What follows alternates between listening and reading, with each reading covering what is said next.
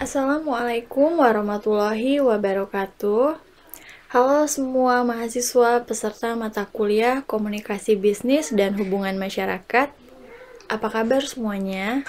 Semoga senantiasa dalam kondisi sehat walafiat. Oke, dalam kesempatan kali ini saya akan menjelaskan materi PB pertama, yaitu mengenai pengertian, tujuan, dan bentuk-bentuk komunikasi bisnis. Adapun capaian pembelajaran dari PB pertama ini yaitu mahasiswa mampu menjelaskan pengertian, tujuan, dan bentuk-bentuk komunikasi bisnis. Berbicara komunikasi, ia merupakan keterampilan yang begitu berharga untuk nanti digunakan di dunia kerja. Juga sangat bermanfaat untuk pengembangan karir, baik untuk saat ini maupun untuk masa depan. Sebelum kita membahas pengertian komunikasi bisnis, kita akan coba mengulang kembali untuk memahami apa itu pengertian dari komunikasi. Seperti yang sudah pernah kita pelajari di mata kuliah dasar-dasar komunikasi pembangunan, kita telah mempelajari pengertian komunikasi. Salah satunya yaitu bahwa komunikasi adalah proses transfer informasi dan makna di antara pengirim dan penerima. Jadi, dalam kehidupan kita sehari-hari, tentu hal ini lazim kita lakukan. Dan selain itu, komunikasi juga sangat penting untuk membuat kita berhasil di dunia bisnis. Dan ini juga berkaitan dengan pesan yang efektif, di mana harus mampu dipraktekkan, sangat faktual, ringkas, dan jelas, dan bisa mempengaruhi orang lain. Kan, jika kita bicara soal bisnis, tentu bisnis adalah serangkaian kegiatan komersial dan biasanya bersifat industrial yang menghasilkan barang serta jasa untuk meningkatkan dan mempertahankan kualitas kehidupan manusia. Artinya, barang dan jasa tersebut diciptakan untuk bisa membuat manusia bisa terus bertahan hidup. Dan ada pengertian lainnya terkait bisnis, yaitu pelaksanaan tanggung jawab sosial melalui penyediaan berbagai kebutuhan barang dan jasa tadi untuk meningkatkan dan menjaga kualitas hidup manusia. Nah, lalu apa itu komunikasi bisnis? Jadi, komunikasi bisnis adalah pertukaran gagasan, pendapat, informasi, instruksi yang mempunyai tujuan tertentu yang disajikan secara personal atau impersonal melalui berbagai simbol ataupun sinyal untuk mencapai tujuan organisasi. Ini dikutip dari Rosenblatt tahun 1982. Oke, jika tadi kita membahas pengertian komunikasi bisnis, sekarang kita akan membahas variabel komunikasi bisnis. Sama seperti variabel komunikasi pada umumnya, variabel komunikasi bisnis terdiri dari hal-hal sebagai berikut. Yang pertama tentu harus ada sumber, yaitu siapa yang menyampaikan pesan. Yang kedua, pesannya apa. Yang ketiga, siapa penerimanya. Yang keempat, konteksnya. Jadi konteksnya itu harus jelas. Yang kelima adalah saluran atau media yang membawa pesan dari pengirim bisa sampai kepada penerima. Dan yang keenam adalah efek. Nah, ini yang paling penting dalam konteks komunikasi bisnis. Kenapa? Karena dalam komunikasi bisnis kita harus mampu mempengaruhi orang lain dari yang dia tidak suka menjadi suka, dari yang tidak berminat menjadi minat. Jadi, ini penting sekali enam-enamnya dalam konteks variabel komunikasi bisnis. Sekarang kita akan membahas 6 unsur pokok dalam komunikasi bisnis. Yang pertama, komunikasi bisnis harus punya tujuan. Artinya, tujuannya harus ditetapkan dan itu menjadi target yang harus dicapai. Yang kedua adalah soal pertukaran. Pertukaran di sini artinya melibatkan sekurangnya 2 orang atau lebih, karena kita tahu dalam konteks bisnis pasti ada penjual dan pembeli. Yang ketiga yaitu harus memuat isi pesan yang tentu beraneka ragam. Dia bisa terdiri dari informasi, instruksi, opini, gagasan atau pemikiran seseorang ataupun institusi atau organisasi. Yang keempat yaitu terkait saluran personal maupun impersonal. Jadi maksudnya adalah bahwa komunikasi bisnis itu bisa berupa tatap muka atau juga bisa dilakukan menggunakan media elektronik yang bisa menjangkau jutaan orang secara bersamaan. Nah, yang selanjutnya, yang kelima adalah adanya alat atau metode. Nah, di sini kita sebutnya adalah simbol atau sinyal. Jadi, alat atau metode inilah yang dapat digunakan untuk menyampaikan atau mempertukarkan pesan. Dan tadi sama seperti penjelasan terkait pengertian komunikasi bisnis, yaitu yang paling penting adalah unsur pokoknya adalah pencapaian tujuan organisasi. Karena keberhasilan komunikasi bisnis adalah tercapainya tujuan organisasi. Oke, sekarang kita melangkah ke pembahasan selanjutnya, yaitu urgensi atau kenapa sih komunikasi bisnis itu sangat dibutuhkan. Oke, yang pertama kita ketahui bahwa saat ini dinamika organisasi atau perusahaan itu semakin besar dan semakin berkembang. Artinya komunikasi bisnis ini hadir sebagai sebuah konsekuensi adanya perkembangan dan perubahan. Yang kedua, dengan adanya dinamika tadi tentu beragam organisasi atau perusahaan tuh banyak hadir, dan ini memunculkan adanya persaingan antar organisasi atau perusahaan yang semakin ketat.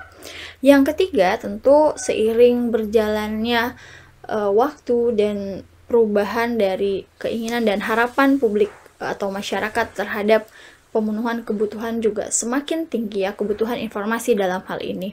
Dan juga kita ketahui sekarang masyarakat itu semakin kritis gitu, karena memang di era information overload ini kita dihadapkan banyak sekali informasi dan kita harus kritis.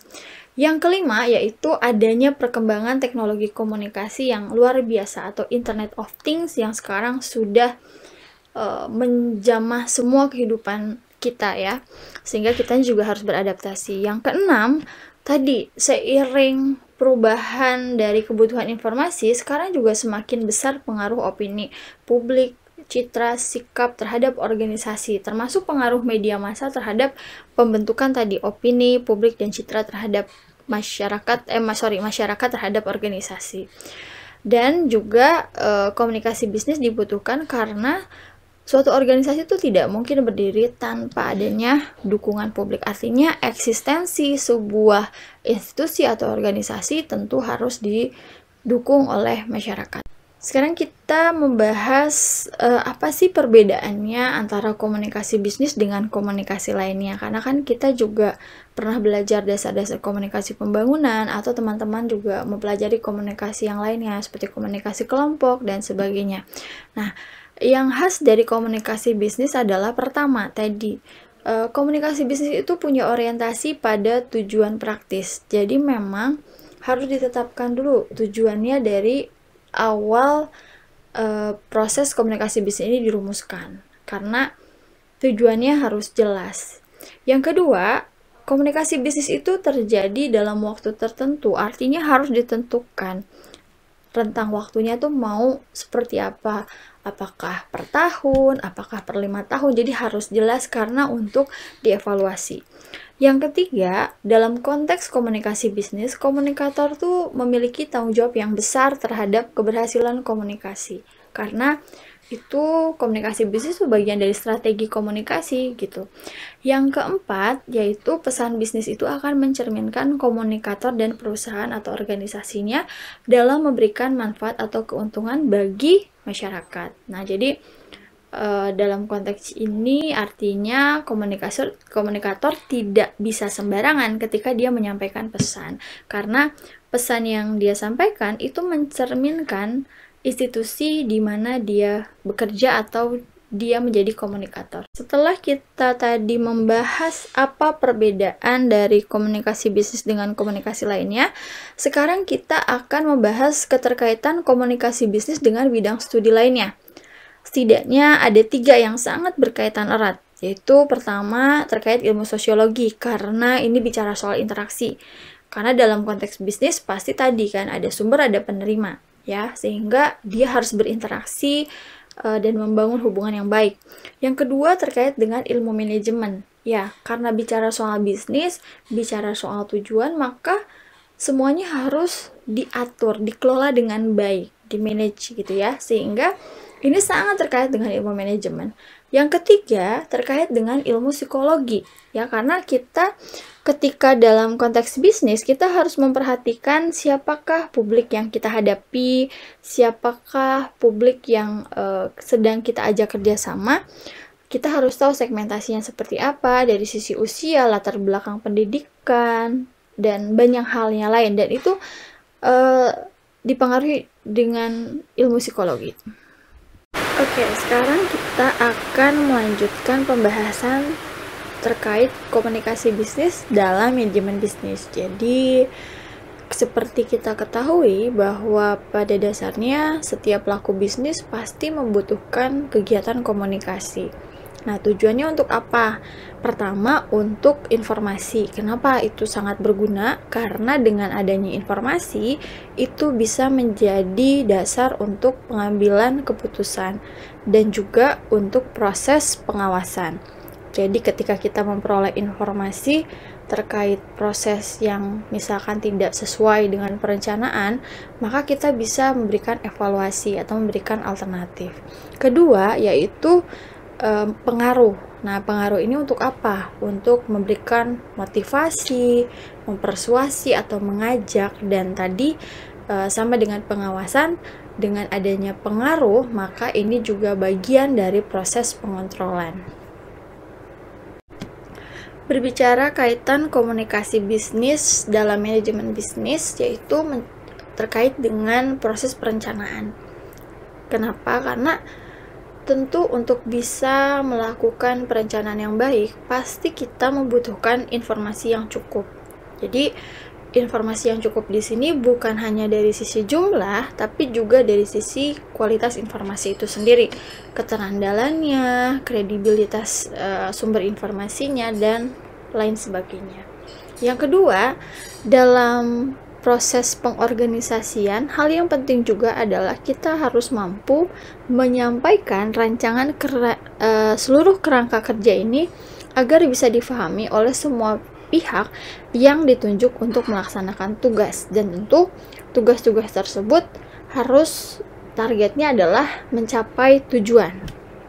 Nah, yang ketiga terkait kombis dalam manajemen bisnis, kualitas dan kuantitas informasi itu sangat bergantung pada iklim komunikasi. Contoh sederhana, ketika kita bisa berdialog, berkomunikasi dengan baik dengan berbagai pihak, maka dengan sendirinya banyak sekali informasi yang kita peroleh, ya. Selain itu juga hubungan atau kualitas hubungan juga jadi lebih erat gitu, sehingga itulah bahwa iklim komunikasi itu sangat menentukan kualitas dan kuantitas. Oke, sekarang kita akan membahas tujuan komunikasi bisnis. Jika tadi kita masih mengingat salah satu variabel dari komunikasi bisnis, yaitu komunikasi bisnis itu harus memiliki tujuan. Nah, dalam hal ini, tujuan komunikasi bisnis itu apa aja? Yang pertama, tentu harus mampu meningkatkan nama baik perusahaan atau institusi. Karena memang ini adalah tujuan utama, karena dengan kita memiliki reputasi atau nama baik, maka kita akan lebih mudah katakanlah menjual produk atau menawarkan produk. Yang kedua, tujuannya adalah meningkatkan hubungan baik dengan masyarakat. Nah, masyarakat di sini tentu selain sebagai konsumen, masyarakat juga adalah pihak yang bisa memberikan banyak masukan untuk perkembangan dari organisasi maupun institusi kita. Yang ketiga, yaitu tujuan komunikasi bisnis adalah memberikan kemungkinan lebih besar bagi konsumen untuk apa yang disarankan atau diinginkan oleh perusahaan. Jadi maksudnya konsumen bisa lebih memberikan saran gitu, agar perusahaan atau organisasi itu bisa terus melakukan perkembangan atau perubahan ke arah yang lebih baik. Bicara terkait komunikasi efektif dalam komunikasi bisnis. Kalau kita masih ingat ketika di dasar-dasar komunikasi pembangunan, komunikasi efektif itu terjadi jika ada kesamaan makna antara pengirim dan penerima. Nah, sama di Kombis pun juga sama. Ya, kita bisa lihat, bisa dikatakan bahwa komunikasi itu berjalan efektif ketika misalkan pemecahan masalah menjadi lebih cepat.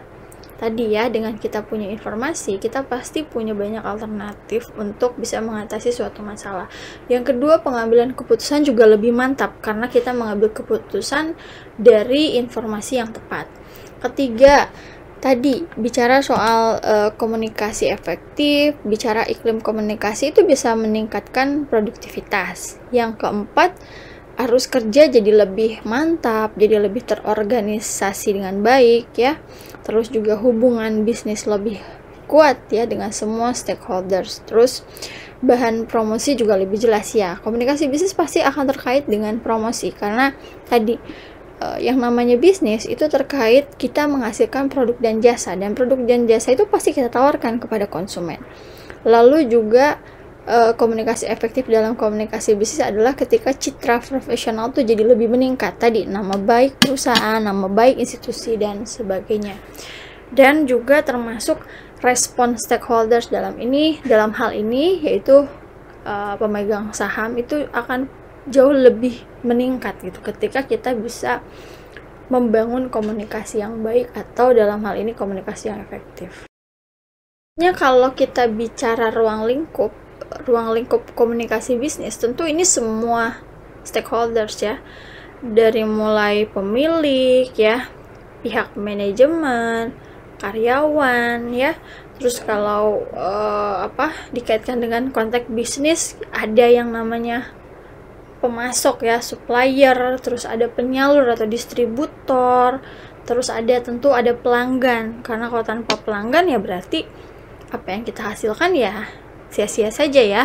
Terus ada regulator, dalam hal ini adalah pemerintah atau instansi terkait yang punya wewenang dan peraturan di mana kita sebagai pelaku bisnis itu harus mematuhinya. Nah, sekarang kita beranjak pada bentuk atau aktivitas komunikasi bisnis itu apa saja. Nah, jadi bentuknya antara lain misalkan seperti rekrutmen dan pelatihan karyawan. Yang kedua, setelah direkrut dan dilatih, kita bina karyawan yang sudah tadi kita pilih ya. Terus yang ketiga juga seperti pelaporan pada manajemen. Nah, ini pelaporan harus dilakukan secara berkala karena tadi yang namanya perusahaan, organisasi atau institusi itu dia harus terus bisa melakukan improvement ke arah yang lebih baik supaya tujuan yang ingin dicapainya juga bisa diraih sesuai dengan perencanaan. Lalu pelaporan pada pemegang saham. Nah, ini penting ya kalau bicara bisnis terutama perusahaan, pasti ini berkaitan juga kepada pemegang saham yang punya andil besar investasi dan tentu kepercayaannya harus kita jaga. Yang kelima itu contohnya adalah bentuknya penjualan dan promosi. Nah, itu juga bentuk komunikasi bisnis ya, karena tadi komunikasi bisnis itu kan merupakan komunikasi persuasif gitu kan. Nah, di sini penjualan dan promosi. Dan yang keenam, bentuk atau aktivitas komunikasi bisnis lainnya adalah pemeliharaan hubungan dengan relasi dan pelanggan. Nah, ini kan penting ya, karena bagaimanapun ketika kita berbisnis bukan hanya satu kali saja prosesnya ya, tetapi kita ingin berkelanjutan gitu. Kalau dalam contoh sekarang kan orang kalau beli produk itu, kalau dia jadi pelanggan itu kan yang paling dikejar gitu, bukan hanya sekedar beli sekali terus nggak beli-beli lagi, tapi kita berharap dia bisa repeat order. Sekarang kita berbicara soal level-level komunikasi dalam komunikasi bisnis. Jadi sebenarnya sama seperti yang pernah kita pelajari di Daskombang, bahwa komunikasi itu ada levelingnya. Sama di komunikasi bisnis juga ada. Jadi dari mulai ada komunikasi antar pribadi, ada komunikasi kelompok, sampai ke komunikasi massa. Artinya apa? Bahwa ketika kita mempraktekkan komunikasi bisnis, itu kita bisa menggunakan leveling ini tadi. ketika kita kembali lagi kepada definisi komunikasi bisnis, itu ada kata personal atau impersonal. Jadi kita bisa melakukannya secara pribadi gitu ya, orang per orang, atau orang ke banyak pihak gitu. Jadi memang ini yang perlu kita perhatikan levelingnya. Nah, misalkan kalau komunikasi antar pribadi ya, kita harus melihat karakteristiknya gitu kan. Dia sifatnya karena pribadi ya tentu transaksional ya, terus berorientasi pada isi pesan, terus kedekatan fisik, dan satu sama lain saling bergantung. Nah, kalau komunikasi kelompok ya jenisnya ada kelompok kerja, fokus grup ya, komite, press conference, rapat publik. Nah, itu ciri-cirinya bahwa komunikasi bisnis itu jenisnya banyak kalau dikaitkan dengan komunikasi kelompok. Nah, kalau komunikasi massa, dia contohnya bisa menggunakan media cetak atau elektronik. Apalagi kalau sekarang kita bisa memanfaatkan media baru ya, seperti media sosial ya, dan sumbernya bisa lembaga bersifat publik ataupun media. Nah, ini cara-cara sebenarnya yang bisa kita gunakan ketika kita mau mengaplikasikan komunikasi bisnis.